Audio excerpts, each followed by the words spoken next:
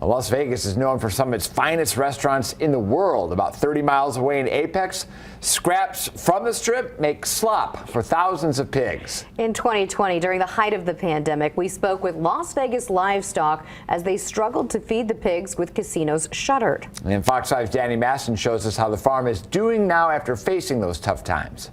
About 90% of the pig's diet comes from casino food scraps. When the pandemic shut down major Strip hotels, thousands of pigs went hungry. Las Vegas Livestock says they are now able to keep the pigs' tummies full. This month, on Friday, we'll actually reach the amount of pigs that we had pre-pandemic.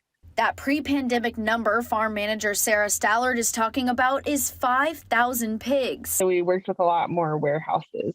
And so during the pandemic, that was very helpful because they're probably trying to get rid of food that they had planned to ship out during that 2020 time. So that helped us get through that. Stallard tells me they are still working with those warehouses. If they have supply chain disruptions where they're not able to get that food out, and have to recycle it, where it's not safe for human consumption per se, but pigs are a little more hardy. The farm is also back to getting its daily casino food scraps from hotels like the Cosmopolitan, Mandalay Bay, and the Venetian. As concerts came back and things like that, we saw a lot more food coming in.